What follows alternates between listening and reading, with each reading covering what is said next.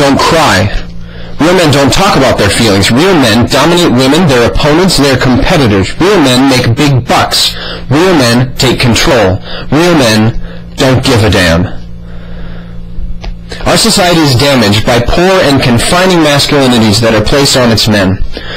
Author Michael Kimmel, in his book Men's Lives, discusses the fact that he sees men as put in a box with certain requirements, where they can't cry, they must be tough, be dominators on the sports field, workplace, and bedroom, apathetic to relationship and their communities, generally independent, physically strong, and using violence or the threat thereof to establish their stature. The harms of this are obvious and have been seen through history. Men being unavailable for sincere relationship, misogyny, violence both between men and from men toward women, and a lack of men's service and involvement in their communities. We would seek to expand these masculinities, but there are hurdles toward that. First is the fact that men generally are viewed and view themselves as genderless. Men don't have to deal with the oppression that women faced, at least not in those types of obvious ways, and so don't consider themselves as gendered beings. Also, the ways that men's privilege carries out in society are subtle and systemic, and aren't obvious to men how they have privilege that women don't. And if that privilege is rapidly shoved in their face in ways that feel shaming, men flee the conversation. Or if all things masculine are described as bad, and the call toward men feels like an effeminizing one, men will again flee. It's important to men to feel some sense of masculinity. So women feminists lose their sway this way with men. Also by how in education, which is often viewed as a women's world, women are more successful per amount of time studying than men. Men begin to reject education as a worthwhile thing that they value and look elsewhere for systems of value. So the fact that women excel in schools becomes lost. The question of how can you cater toward men in ways that can help them have space to expand their masculinities and maybe appreciate school? How do you justify setting things up better for men when men excel in the workplace beyond women in unfair ways, where they make more per job or they have greater control of politics? And additionally, how can we think about gender in ways that neither create prejudices based on sex or use sex differences biologically as a justification for oppression, but also that don't forget about intrinsic or natural tendencies toward differences. And finally, not finally, but can there be an attempt to appreciate and harness, quote, manly or masculine qualities or tendencies without perpetuating stereotypes and leaving others feeling left out of those things? All these conversations are difficult if men are uninvolved, which they are. They don't learn care for their communities if they're not involved in their communities. And then there's not a dialogue with people considered others, and a fear of the other. Misogyny, homophobia, racism does not get eradicated. So how then do we involve our men in our societies? Can we cater to their machismo? Or is that again going to just perpetuate stereotypes? One strategy is having men speak in ways as to get those other men involved, but then are we creating divisions? The potential in growth through widened masculinities is great.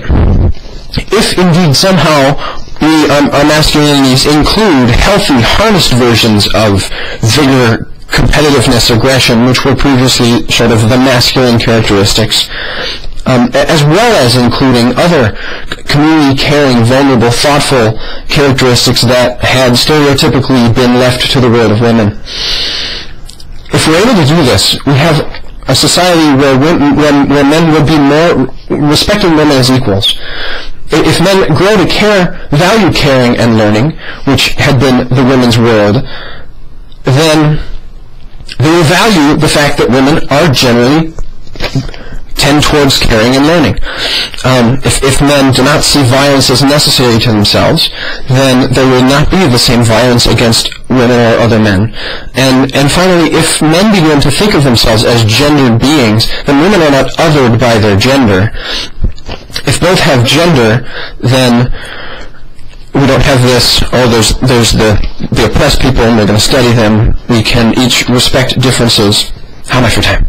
I have 40. Okay.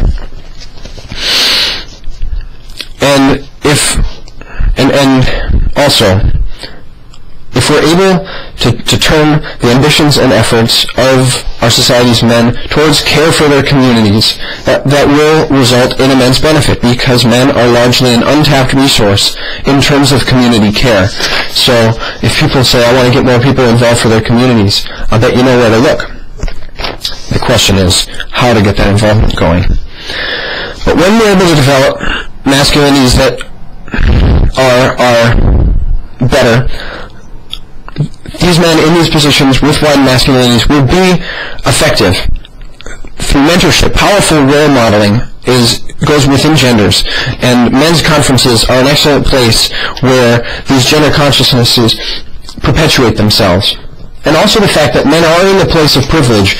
If they then gain gender consciousnesses that bring them towards desiring justice and understanding gender issues, then they will be more equipped to bite the hand of injustice that's feeding them their privilege, and work towards a more equal society.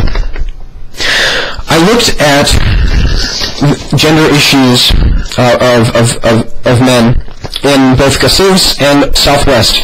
At Gustavus, 1 in 5 community service center volunteers are men, and the student organizations are largely filled with almost entirely women. The counterpoint to this is Senate, where men make up most of the Senate, which sort of clarifies a situation we see where men are more likely to get involved where power is involved, and less so in situations of service. And I think we see this play out in the workplace where men take those positions of power. At Southwest, where I'm looking at Southwest Christian High School, where I'm looking at doing my project, similar threads were found where boys were just not as engaged, kind of wanting out, want to get done, not interested in learning, and also only 1 in 4 were men on committees of leadership. A friend of mine, Josh, who is one of those male leaders, really was hurt and tired of hearing men denigrated for their own involvement, and searched for a more positive approach to trying to involve men and expand masculinity. So in conclusion, by investing in the growth of men's understanding of themselves as gendered beings, we can work toward a vastly improved society. The men of our communities have much that they can offer if they can only learn to care for the communities. To make the world a better place for everyone, feminism by itself is not enough.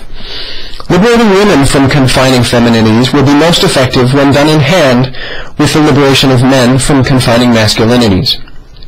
Then, individuals from each gender will be free to discover themselves unbounded by what their gender should be restricted to, or by what is reserved for those of another gender.